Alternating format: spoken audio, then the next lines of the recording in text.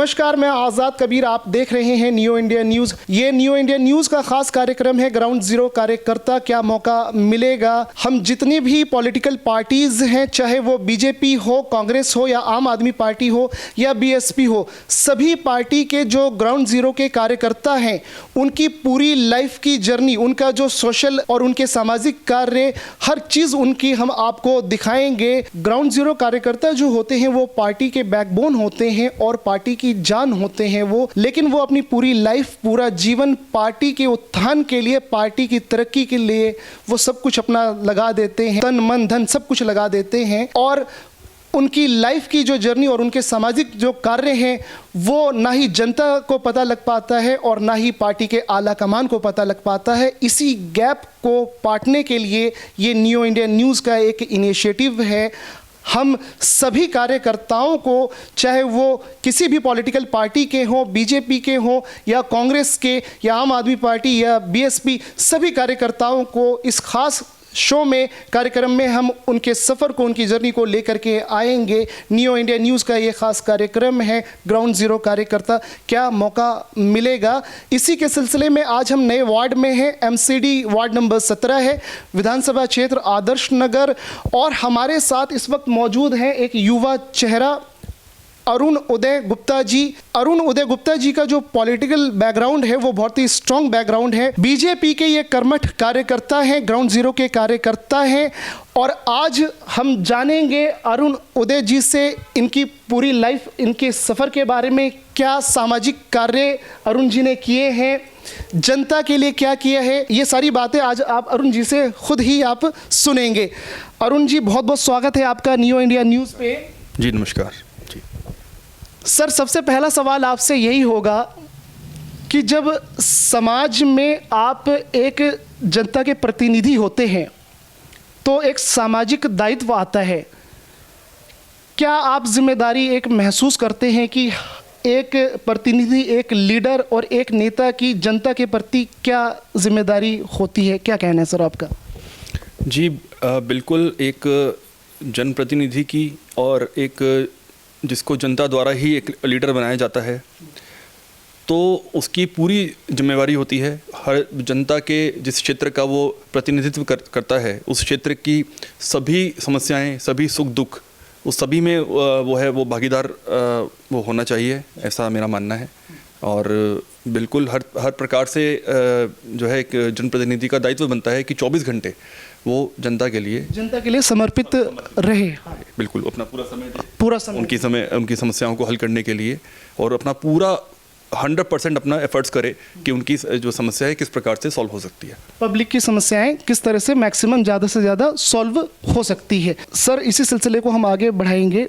सबसे पहले हमारे दर्शक जो हैं आपके बारे में जानना चाहेंगे, आपकी क्वालिफिकेशन के बारे में। आपने अपनी पढ़ाई लिखाई आपने कहाँ से करी, और फिर सामाजिक कार्य पे हम आएंगे। सबसे पहले सर आप अपने एजुकेशन पे बताएं सर।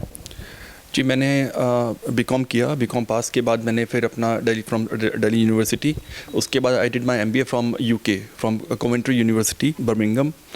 एंड आफ्टरवर्ड्स, क्योंकि मैं I am the only son, तो मुझे ना तो मेरा ऐसा विचार था कि मेरे को वहाँ रहना है विदेश में, तो मैं अपनी डिग्री पूरी करने के बाद यहाँ पर आया।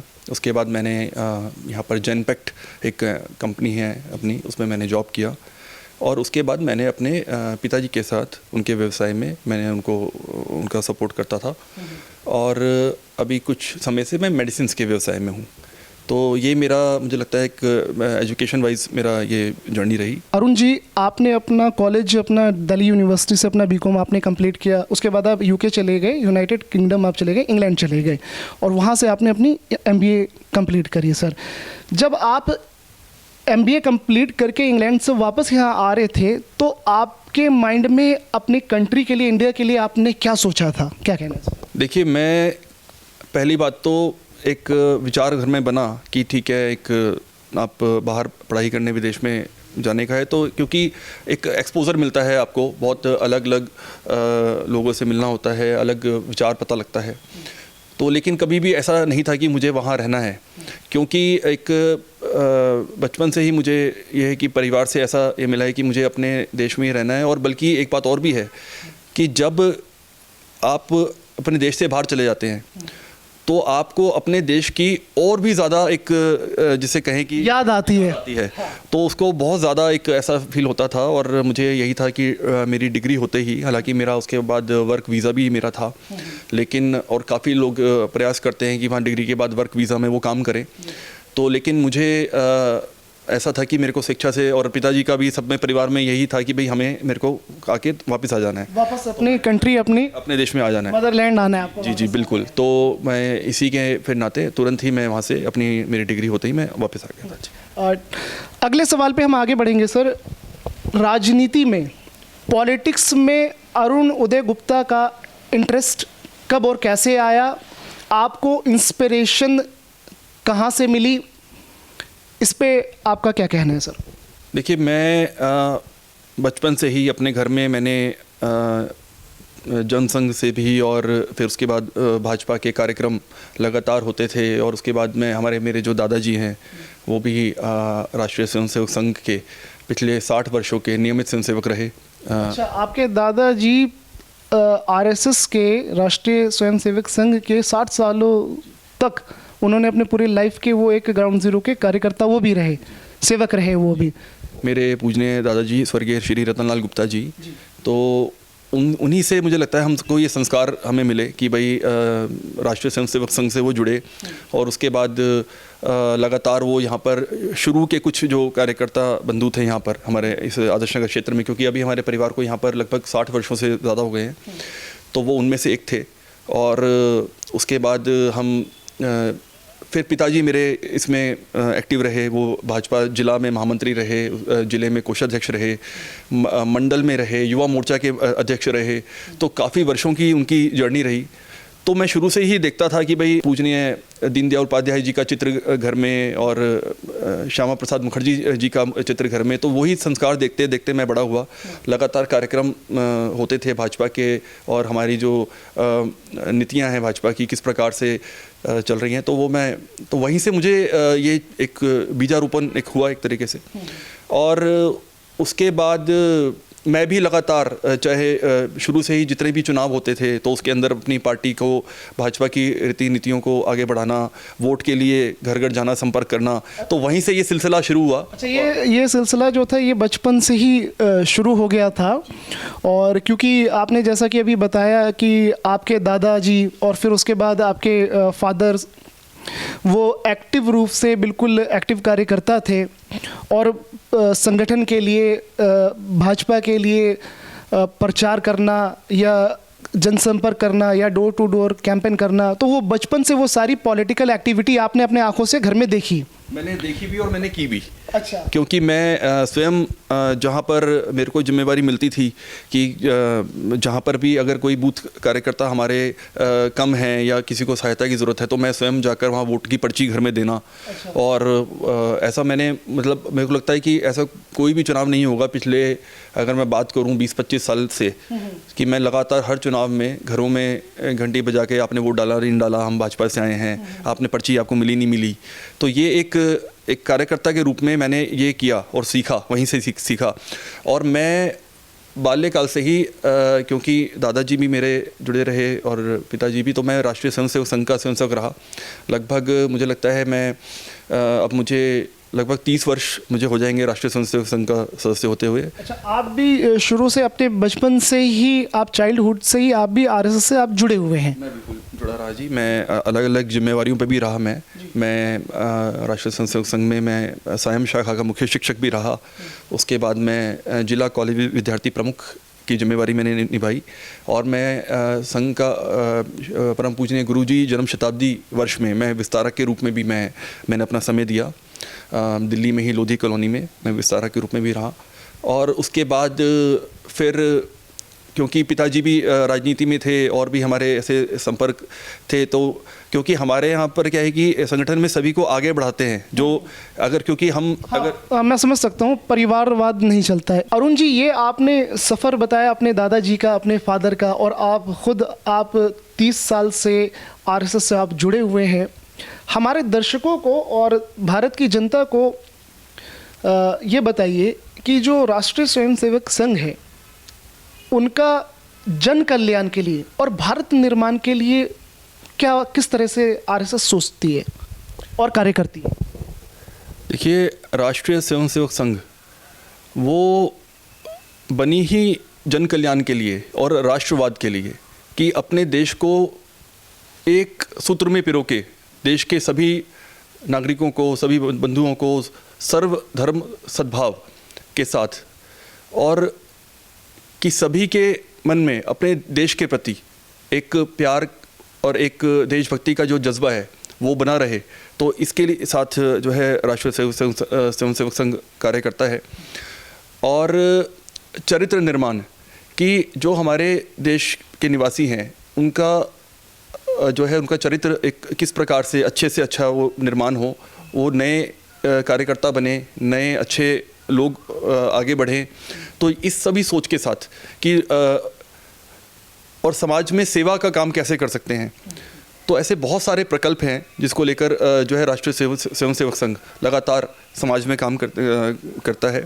और पंक्ति में खड़े आखिरी व्यक्ति को कैसे हम उसको अपने साथ एक संवाद, संपर्क, उसको एक कहीं पर भी उसको अलग ना लगे, और इस प्रकार की भावना के साथ कि जो है लगातार कहने का मतलब ये है कि एक ही पंक्ति में, चाहे वो किसी भी जाति से आता हो या किसी भी आर्थिक वर्ग से आता हो, चाहे वो गरीब हो या अमीर हो, हर कोई एक पंक्ति में खड़ा होकर के वो राष्ट्रभक्त और वो आरएसएस का वो कार्यकर्ता कहलाता है। बिल्कुल ऐसे, बिल्कुल ऐसे। सर, अगले सवाल पे हम आगे बढ़ेंगे। अरुण उदय गुप्ता जी ने अपने इस वार्ड 17 नंबर वार्ड में, आदर्श नगर वार्ड में, क्या सामाजिक कार्य आपने किए हैं? आपने अभी टिल डेट अपनी पूरी लाइफ में अब तक क्या बात कहना है आपका?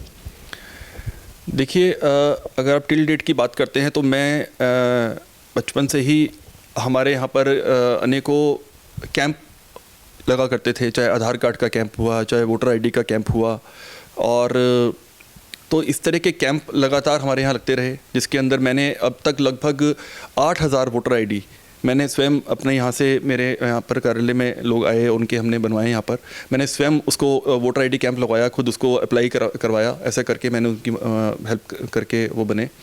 अच्छा, ये आपके वार्ड नंबर 17 में बहुत सारी जो जनता है, पब्लिक है, उनको वोटर आईडी की उनकी जो है दिक्कतें हैं और कार्ड वगैरह उनके बने हुए नहीं है, पहचान पत्र जो है। जी जी जी, तो उसके लिए और आधार कार्ड के लिए भी। अच्छा, तो आधार कार्ड का भी इशू, तो आप इन सब चीज़ों के लिए अवेयरनेस आप करते हैं? बिल्कुल, अवेयरनेस भी, और कैंप भी लगाते हैं कि कहीं पर उनको कोई समस्या आ रही है, कहीं पर किसी तरह से उनको नहीं बन पा रहा, तो उनकी हेल्प करना, उनको अवेयर करना। तो इस तरह के लगातार हमने कैंप लगवाए। और ये चलता भी रहता है क्या आपका? लगातार हम इसको जो है हर वर्ष करते हैं। हाउस टैक्स कैंप जो है वो हमारे यहाँ पर सब क्षेत्रवासियों के साथ मिलकर उनकी हेल्प के लिए हाउस टैक्स कैंप लगवाए जाते हैं। इसके अतिरिक्त मैं भारत विकास परिषद संस्था से भी जुड़ा हूँ, तो उसके माध्यम से भी उसका भी कार्य वो लगातार समाज में जन सेवा का कार्य कि किस प्रकार से हम कर सकते हैं, तो उसी के माध्यम से मैंने अनेकों ब्लड डोनेशन कैंप अपने क्षेत्र में लगवाए। और एक हम कन्या पूजन का कार्यक्रम करते हैं, जिसके अंदर क्षेत्र में अलग अलग क्षेत्र से, आज़ादपुर से, जहांगीरपुरी सराय, उसमें कन्याओं को हमने एक तरीके से कि भाई किस तरह से उनकी पढ़ाई में कोई समस्या है या कुछ है, तो हम उनकी हेल्प करने का प्रयास करते हैं। अच्छा, ये एक इम्पोर्टेंट चीज़ निकल करके आ रही है, जो अभी आपने एक शब्द का यूज़ किया सामाजिक कार्य में, कन्या पूजन का। तो आप बता रहे हैं कि अगर जो कन्या है, जो बेटी है, किसी भी तरह की अगर वो दिक्कत है उसके साथ, उसके घर में अगर आर्थिक रूप से तंगी है और मंदी है, तो आप एजुकेशन से लेकर के आप आगे और भी बहुत सारी चीज़ें देखते हैं। बिल्कुल, हम पूरा प्रयास करते हैं कि उनकी कहीं पर किसी का एडमिशन में कोई समस्या आ रही है या क्या, हम किस प्रकार से उसकी स्टेशनरी उनमें कुछ उनको चाहिए, उनको कुछ किसी तरह से तंगी है, तो हम उनको उसमें अवेयर करते हैं या उनकी हेल्प भी करते हैं, जिस भी प्रकार से हम कर सकते हैं तो हम उनकी हेल्प करते हैं। और इसके अलावा हमने कोरोना काल के अंदर भी चाहे भोजन की व्यवस्था हो, चाहे लोगों को अवेयर करने की हो, चाहे वैक्सीनेशन ड्राइव के लिए अवेयर करने की हो, तो इस प्रकार के कार्य लगातार जो है मैं संपर्क में रहा लोगों से। इनफैक्ट अपना सैनिटाइजेशन के लिए भी स्वयं भी हम लोग गए MCD की टीम के साथ कि भाई हम इनको सब जगह जाकर और सैनिटाइज भी किया हमने।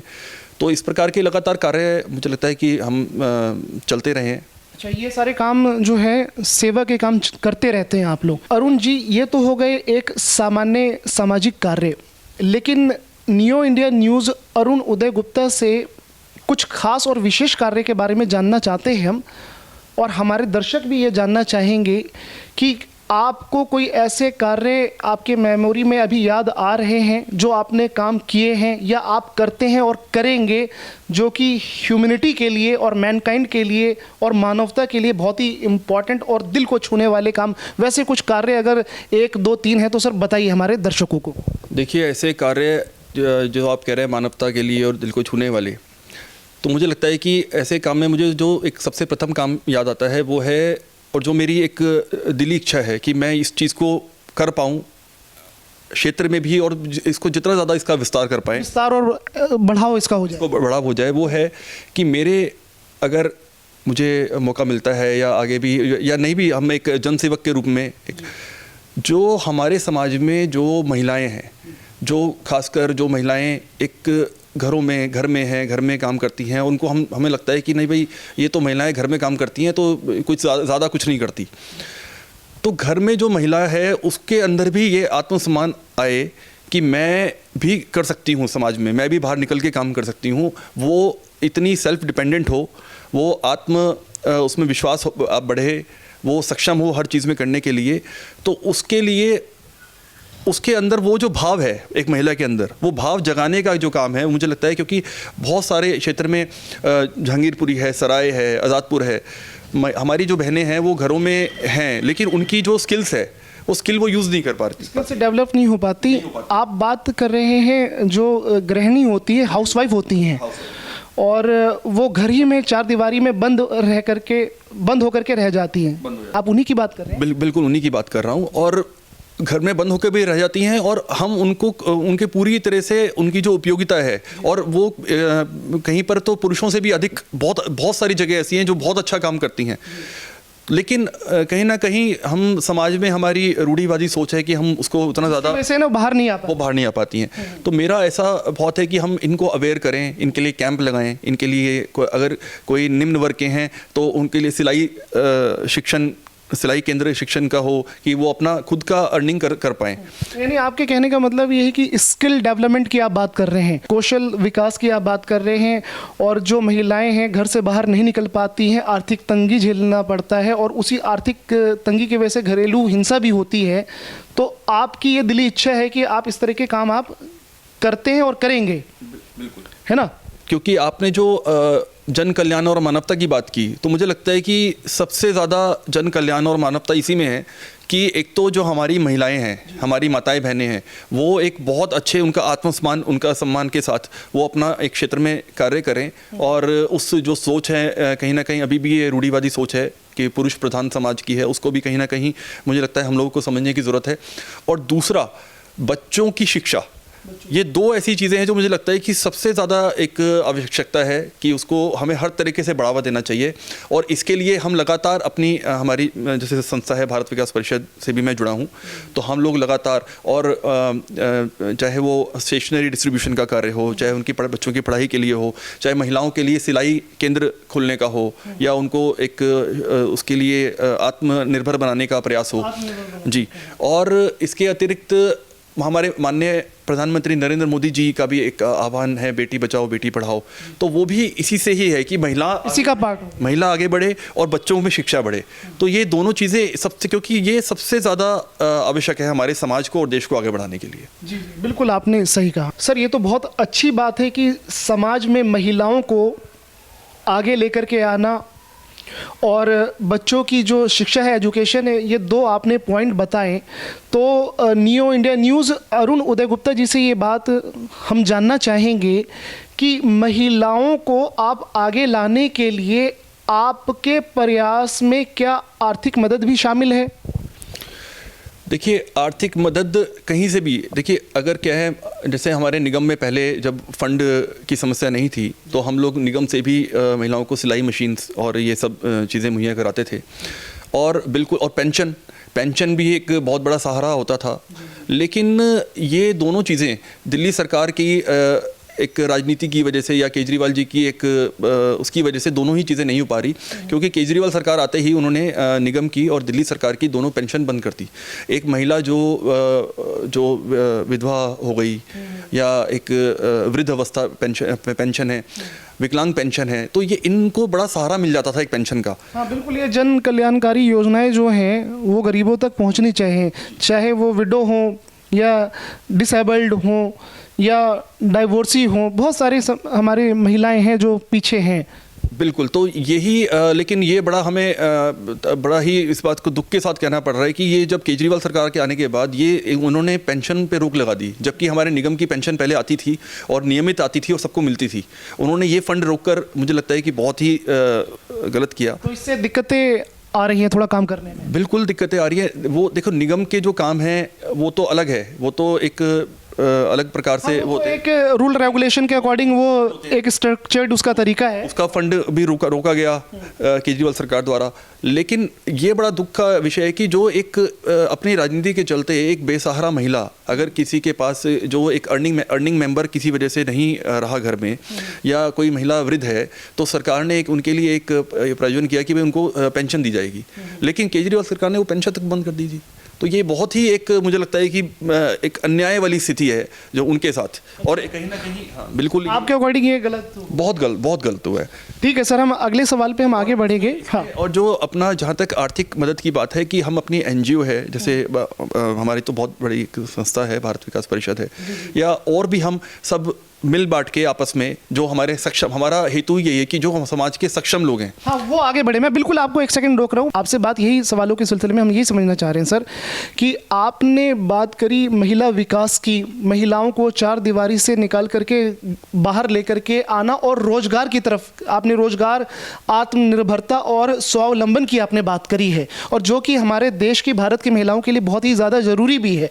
तो उसी को मजबूती देने के लिए अब चलिए, आप निगम में अगर आप हैं तो निगम से थोड़ा बहुत फंड मिल जाएगा, लेकिन अगर एक आप सामाजिक कार्यकर्ता हैं और आपके पास अभी जनप्रतिनिधित्व नहीं है, आप एमएलए भी नहीं है और आप निगम पार्षद भी नहीं है, तो आप इस कार्य को कैसे करेंगे सर? क्योंकि अल्टीमेटली तो पैसा और फंड ही तो चाहिए ना कोई भी सामाजिक कार्य करने के लिए।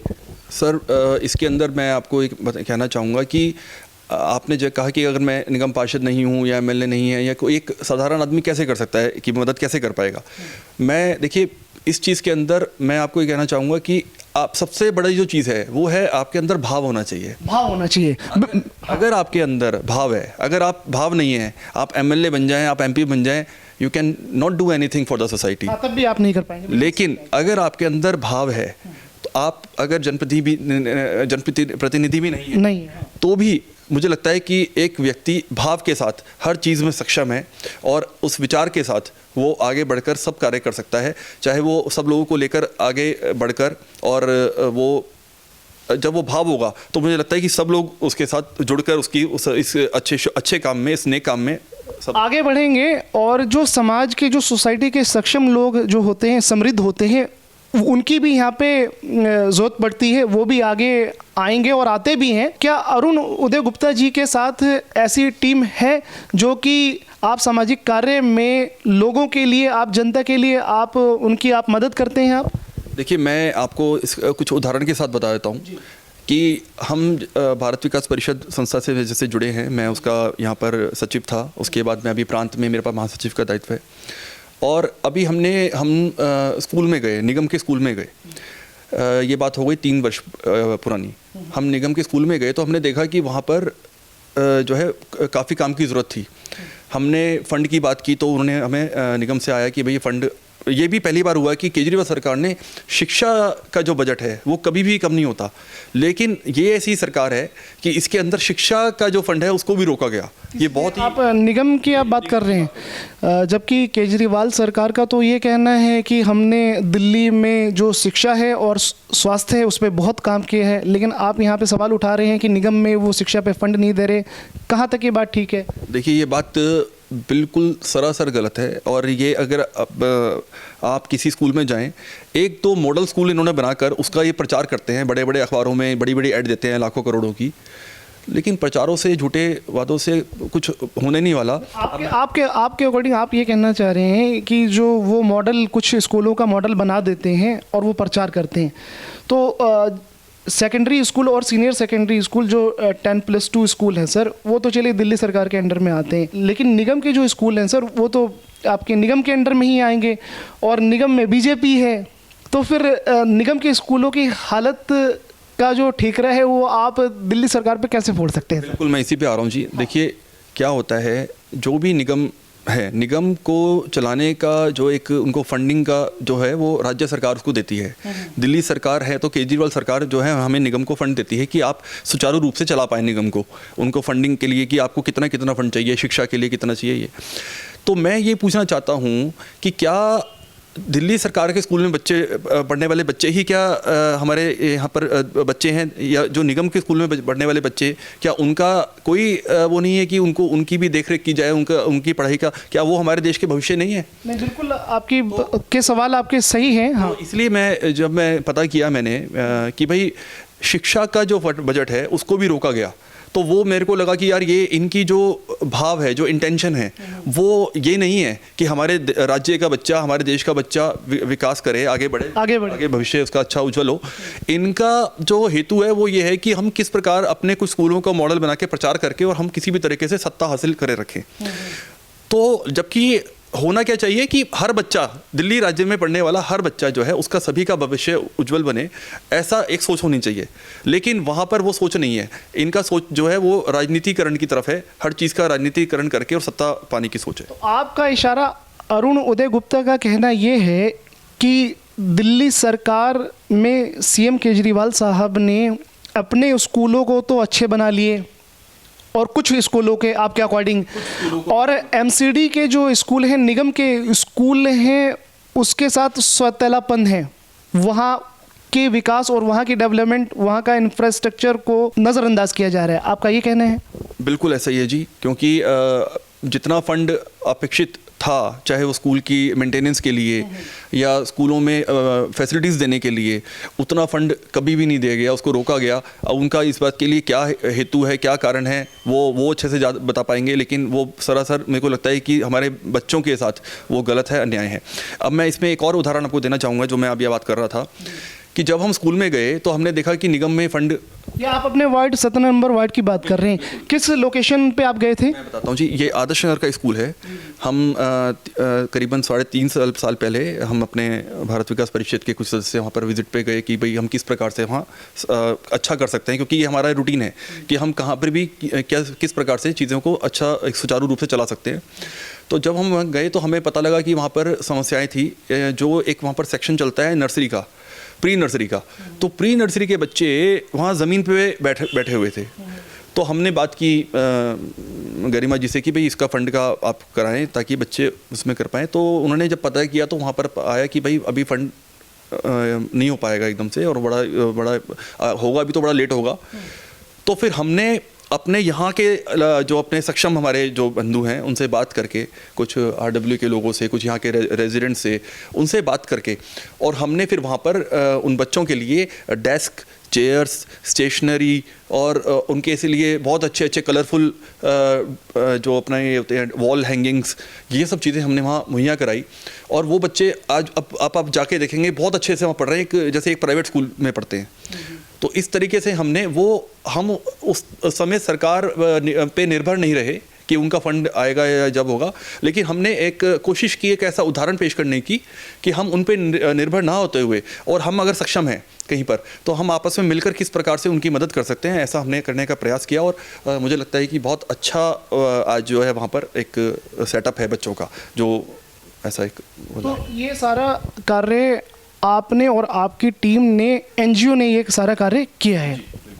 हमने अपनी एनजीओ के साथ ये मिलकर किया, भारत विकास परिषद के सभी कार्यकर्ताओं के साथ मिलकर किया। अरुण जी, इन्हीं सवालों के सिलसिले को हम आगे बढ़ाएंगे। अभी तक हमारी बातचीत आपकी पॉलिटिकल जर्नी पे, कैसे आपको प्रेरणा मिली, कहाँ से प्रेरणा मिली, आप राजनीति में आप कैसे प्रेरित होकर के आए, सामाजिक कार्य पे हमने बात करी। अब हम आपके वार्ड स्पेसिफिक बात करेंगे। 17 number ward, Adarsh Nagar ward है ये। अरुण उदय गुप्ता जी से नियो इंडिया न्यूज़ का आपके वार्ड से जुड़ा हुआ सवाल ये है कि आदर्श नगर वार्ड नंबर 17 की जनता के लिए आपके पास सॉलिड प्लान, सॉलिड नीति क्या है जनता की विकास के लिए?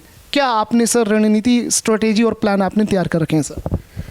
देखिए, मुझे लगता है कि सबसे पहले तो जितने भी हमारे डार्क स्पॉट्स थे हमारे आदर्श नगर में, और इसके अलावा हमारे सराय, आज़ादपुर, जहांगीरपुरी, पूरे वार्ड क्षेत्र में, जहाँ जहाँ मैं सभी की बात कर रहा हूँ, सभी क्षेत्रों की।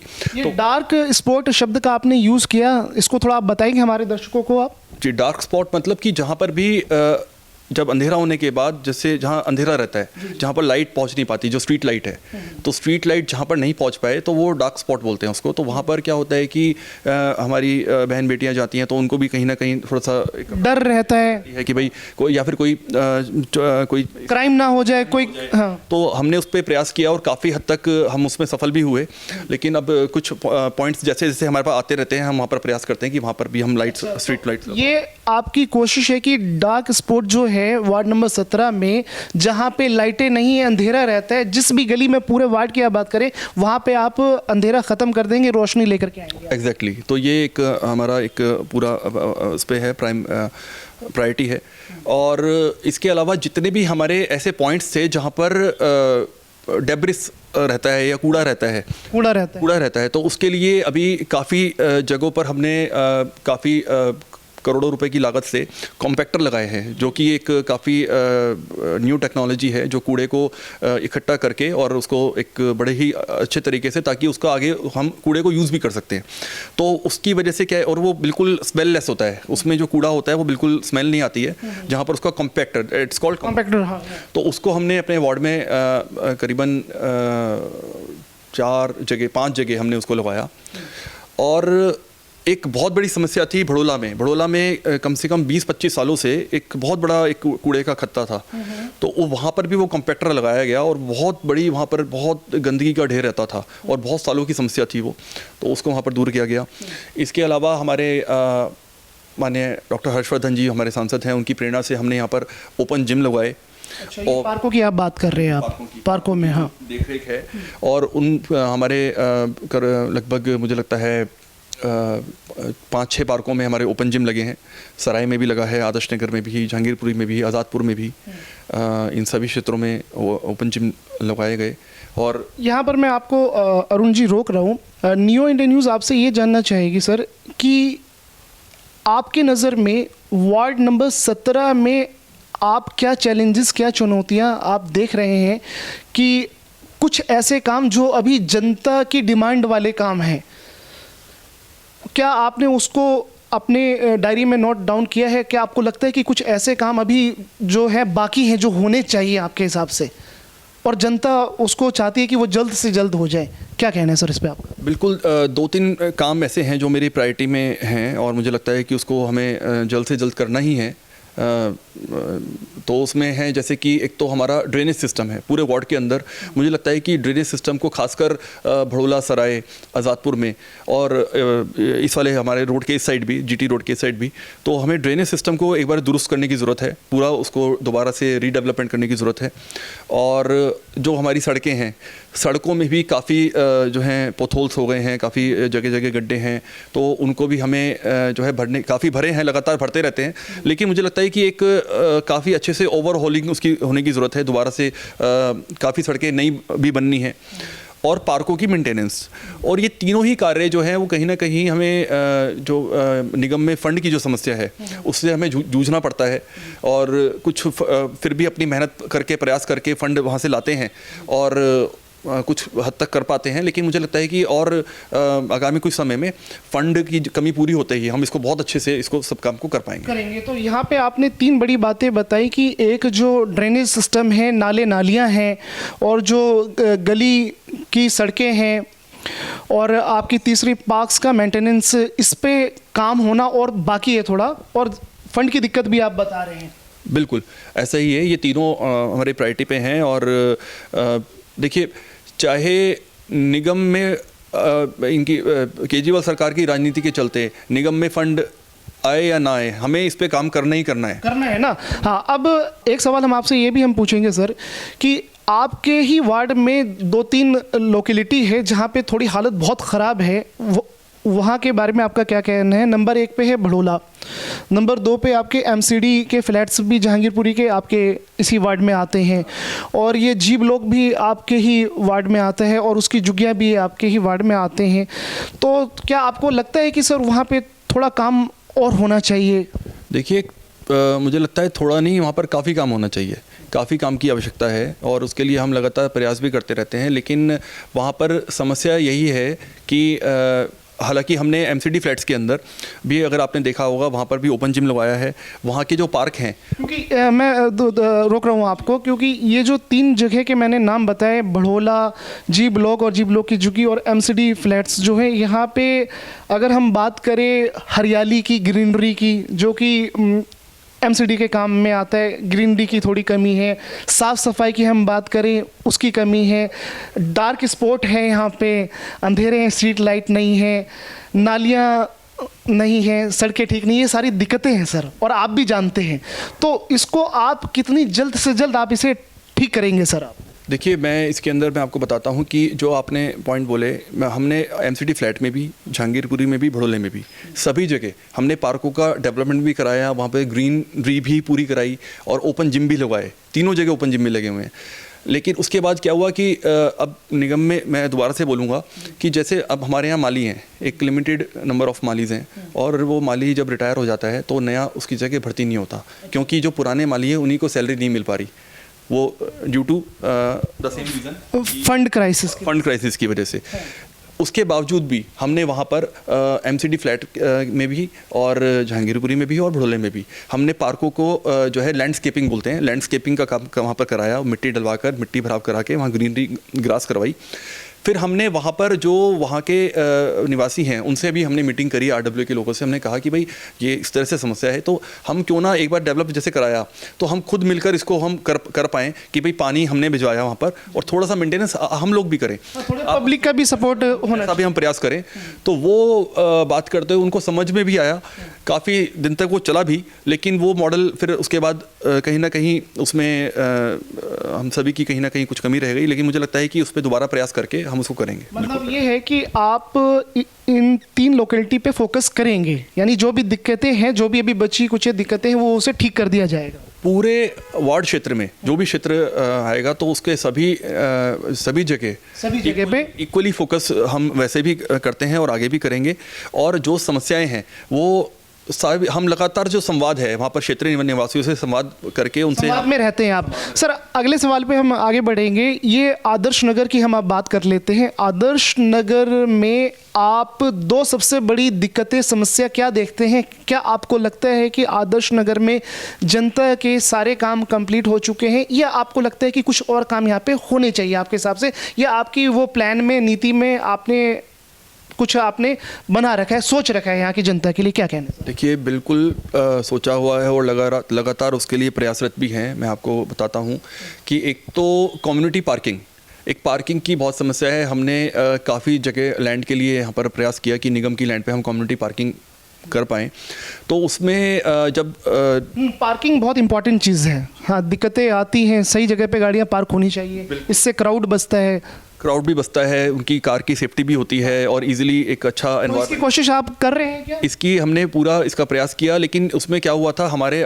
जैसे आपने चैलेंजेस की बात की, तो जब हमने इसका प्रयास किया तो पता लगा कि जो लैंड है वो यहाँ पर आदर्श नगर की मोस्टली सभी लैंड कोर्ट केसेस में हैं, उस पर स्टे लगा हुआ है, कोर्ट की तरफ से स्टे लगा। तो हमने जब निगम में प्रयास किया तो उन्होंने कहा कि कोर्ट का स्टे लगा हुआ है, तो हम इसको तब तक आगे नहीं बढ़ सकते जब तक कोर्ट का स्टे नहीं आता। लगातार आरडब्ल्यू के साथ मिलकर हम प्रयास कर रहे हैं कि कोर्ट का जैसे ही फैसला आए, और हम अपना एस्टीमेट वगैरह लेकर सब लेकर तैयार बैठे हैं कि जैसे ही कोर्ट का फैसला आता है हम उस पर अपना काम शुरू करें। तो कुछ हम ये समझना चाहेंगे कि कुछ जो ज़मीनें हैं, लैंड है, वो कुछ तो एमसीडी के अंडर में आती होंगी और कुछ दिल्ली सरकार के अंडर में भी आती होंगी, तो कौन सी एमसीडी की लैंड पे स्टे लगा हुआ है या डीडीए की लैंड पे स्टे लगा हुआ है दिल्ली सरकार की, किसकी आप बात कर रहे हैं? कि जो भी यहाँ पर वैकेंट लैंड्स हैं, हमने अभी सबका सर्वे कराया, सबका हमने जब रिपोर्ट लिया तो उसमें हमने तो एमसीडी का और डीडीए का हमने पता किया था, और उसके अंदर एमसीडी की लैंड पे भी जो है स्टे लगा हुआ है, और डीडीए की एक लैंड है उस पर भी डिस्प्यूट है, उसका कोड वो भी जहाँ पे आप है ना पार्किंग बनाना चाहते हैं,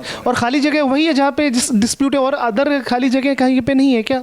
एग्जैक्टली ऐसा ही है, बाकी जगह खाली जगह नहीं है, बल्कि एक जगह अभी हमने प्रयास भी किया पीछे आदर्श नगर की बैक साइड में, हमने उसमें हम सफल भी हुए। हम लगातार बहुत अथक प्रयासों से हमने वहाँ पर एक कब्जा था उसको, उस कब्जे को हटवाने का प्रयास किया, जब क्योंकि यहाँ पर स्थानीय लोगों का बड़ा ही हम पे वो था, और हमने सब जब वो आए तो हमने उस जगह को कि वो अच्छे काम के लिए यूज़ हो। अच्छा, उस लैंड की जो आप बात कर रहे हैं बैक साइड की आदर्श नगर की, वो कब्जे वाली ज़मीन थी आपके अकॉर्डिंग, तो वो आपने उसको खाली करवा लिया आपने? जी, हमने निगम की वो ज़मीन थी और उसको खाली करवाया, फिर वो वहाँ पे क्या चल रहा है अभी वो दोबारा से जो है, अब वो दोबारा से वो मैटर कोर्ट में चला गया है। अच्छा। लेकिन हम एक स्टेप पर सफल उसमें हो गए थे, वो दोबारा कोर्ट में चला गया है। मुझे लगता है कि क्योंकि कोर्ट के मैटर होते हैं थोड़े से लंबे होते हैं, हाँ, लेकिन मैं आपको बताना इसमें ये चाह रहा हूँ कि हम 100% एफर्ट्स के साथ लगातार अपने प्रयास में लगे हैं कि चीज़ें ये हो जाएँ और अच्छी से कम्युनिटी पार्किंग बन जाए, कम्युनिटी पार्किंग बन जाए। और इसके अलावा और क्या आप इंपॉर्टेंट चीज़ें आदर्श नगर वार्ड में आप देखते हैं? इसके अलावा 3-4 और पॉइंट्स हैं जो मेरे प्रायोरिटी पे हैं। एक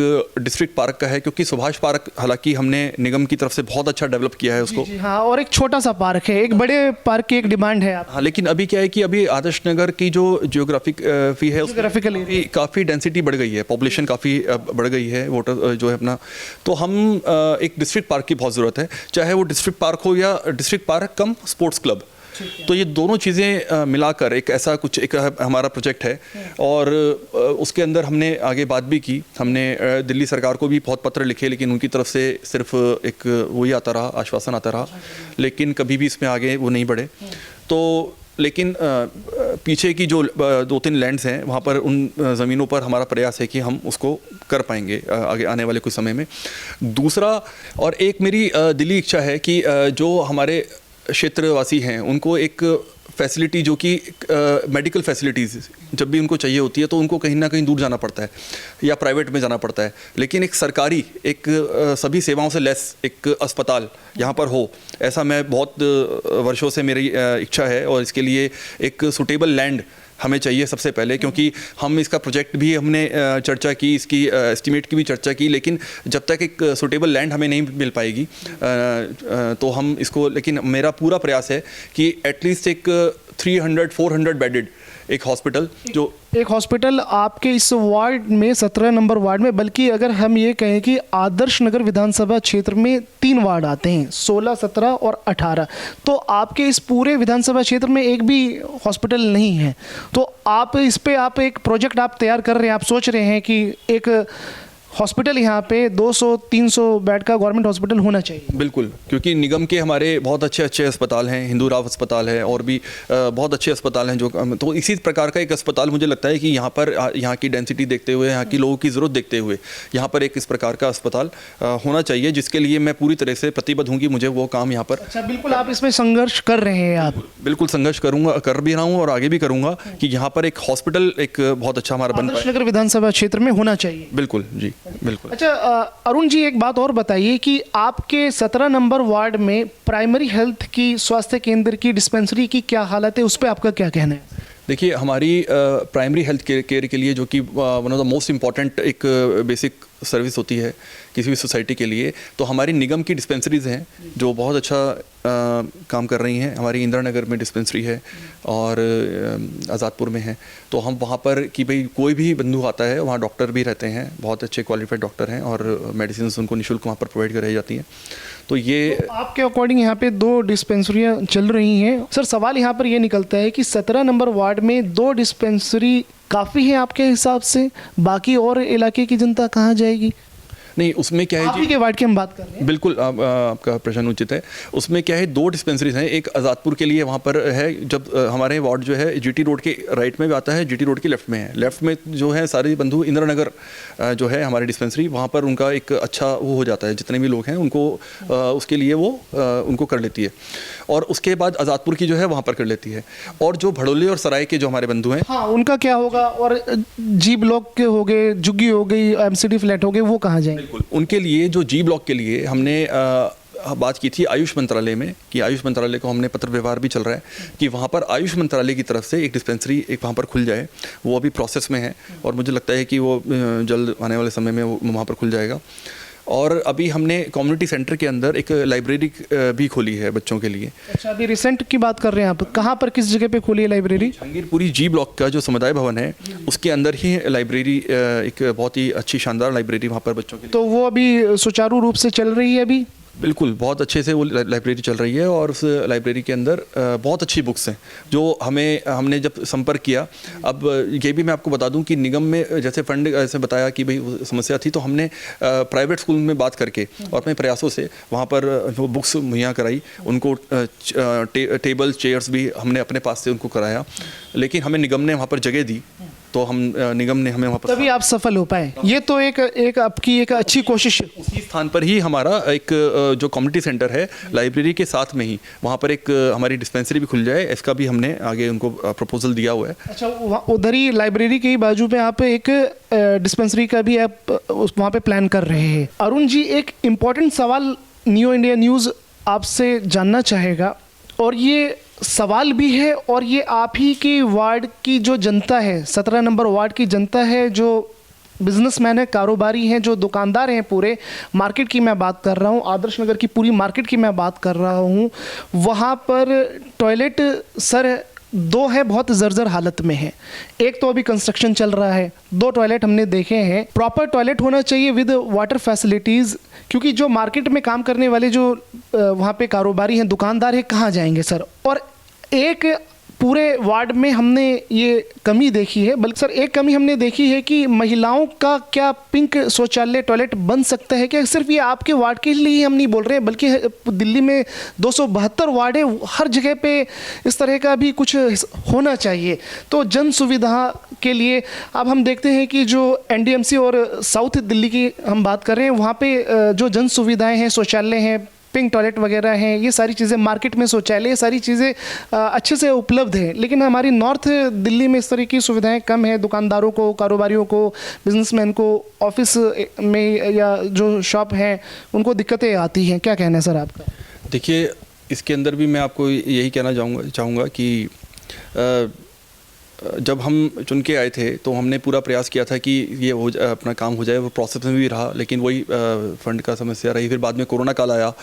लेकिन मैं आपको बताना चाहूँगा कि अभी जो आदर्श नगर के अंदर जो सुभाष पार्क है, उसके कॉर्नर पे एक टॉयलेट बन रहा है, आपने देखा होगा। हाँ, एक अभी बन रहा है, मैं उसी की बात कर रहा था, क्योंकि एक वो बन रहा है और एक दूसरी साइड में भी है, बट वो सफिशिएंट नहीं है सर, और विद वाटर फैसिलिटी नहीं है। बिल्कुल, मैं उसी पे आ रहा हूँ।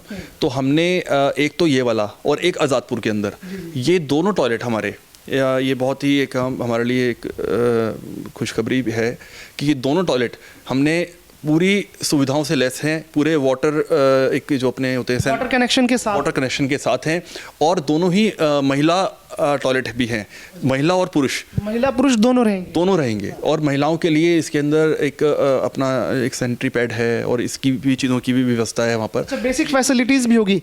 तो क्या एमसीडी की तरफ से पिंक टॉयलेट, जिस तरह से पिंक बूथ हो सकता है पुलिस का, तो क्या पिंक टॉयलेट नहीं हो सकता? बिल्कुल हो सकता है, और इसी सोच के साथ। और आप, मुझे लगता है कि आने वाले, इसको ज़्यादा समय भी नहीं है, आने वाले मुझे लगता है कि हो सकता है 15 दिन में या 20 दिन में, हमारी उनसे रोज़ बात होती है, और 15 से 20 दिन के अंदर मुझे लगता है वहाँ पर ये जो टॉयलेट है पूरी तरीके से तैयार हो जाएगा, जिसके अंदर हम जो महिला वाला जो पोर्शन है उसको पिंक से रहेगा। हमारी जो माताएं बहनें उसको सेपरेट आप कर दें, वो सेपरेट करेंगे, और पुरुष वाला अलग रहेगा।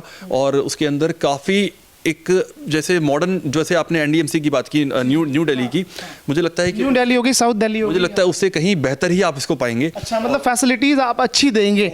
लेकिन है ना, बाद में दिक्कत क्या होती है सर, है ना, बन तो जाता है लेकिन उसका मेंटेनेंस, साफ सफाई नहीं रहती है सर। क्या हमारे आदर्श नगर वार्ड की जनता को गंदगी का सामना तो नहीं करना पड़ेगा। अरुण उदय गुप्ता जी ऑन रिकॉर्ड क्या कहेंगे? देखिए, ये भी हमारी प्लानिंग का ही पार्ट है और हमने पहले से ही आदर्श नगर मार्केट और हमारे भारत विकास परिषद, हम इसमें पहले ही बात कर चुके हैं कि इसकी जो मेंटेनेंस है उसको हम अपने पास से जो हमारे अपने सक्षम बंधु हैं उनसे बात करके, और हमने इनका एक जो फिक्स्ड वो रहेगा वो हम खुद बियर करेंगे। ऐसा हमने पहले ही वो इसकी तैयारी कर चुके हैं कि जैसे ही ये ऑपरेशनल होगा, इसकी जो मेंटेनेंस का कार्य है वो हम लोग इसको बियर करके और उसको सुचारू रूप से चलाएंगे। ऐसा हम हमारे अपनी संस्थाओं में पहले से ही इसको हमने तय कर चुके हैं। ये सारे प्लान हैं। अरुण जी, काफ़ी मुद्दों पे हमारी और आपकी चर्चा हो गई है।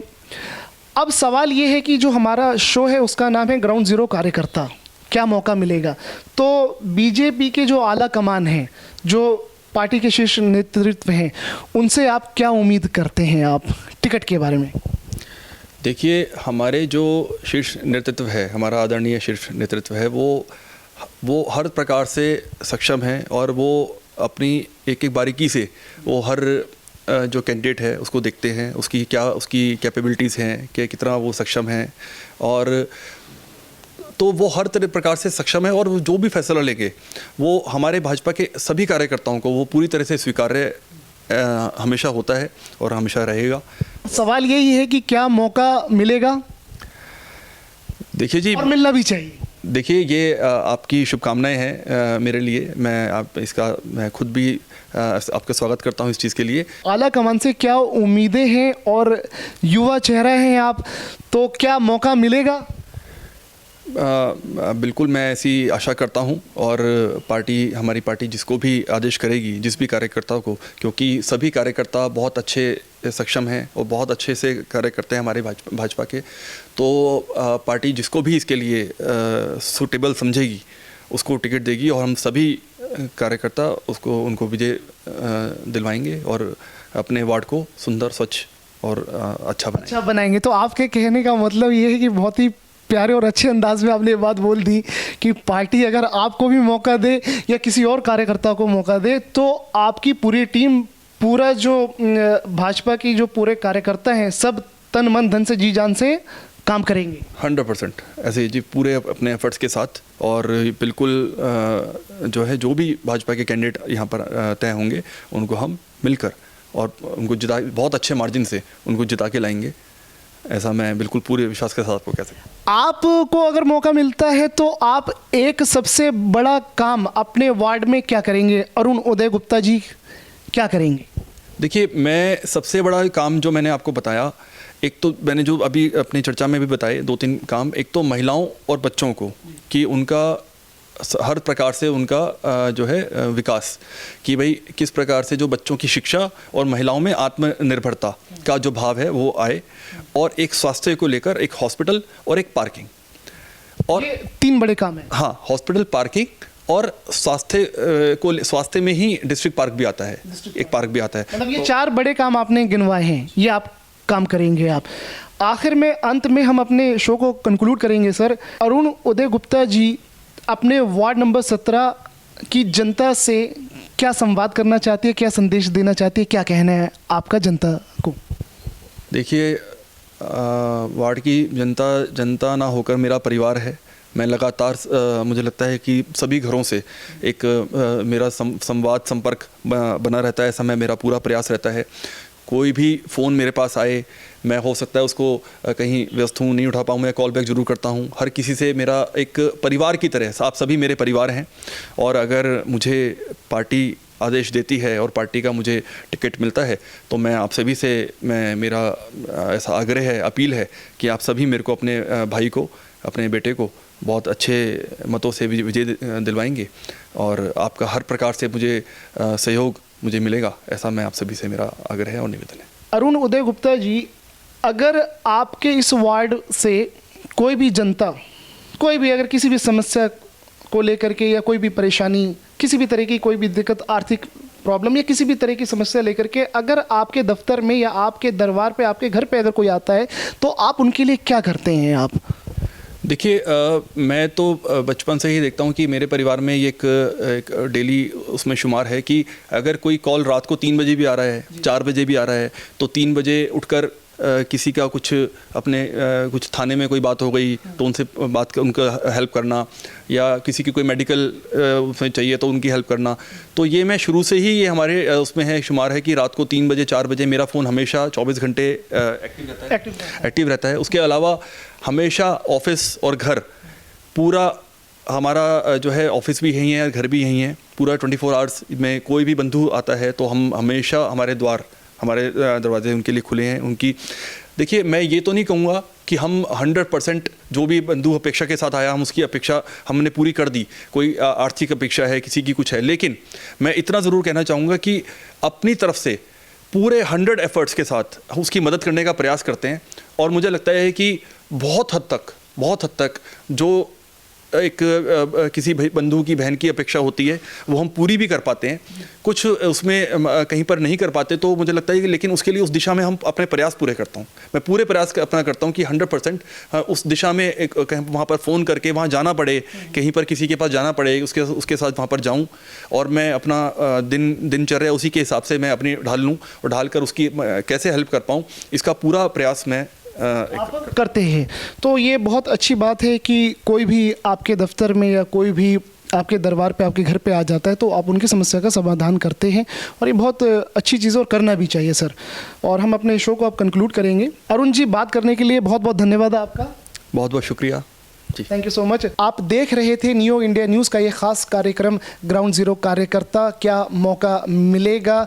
नियो इंडिया न्यूज़ की टीम अब आपको अगली बार नए वार्ड में और नए चेहरे के साथ हम आपसे दोबारा मिलेंगे। आप हमें इजाज़त दीजिए। वीडियो जर्नलिस्ट मोहम्मद अली के साथ मैं आज़ाद कबीर, नियो इंडिया न्यूज़।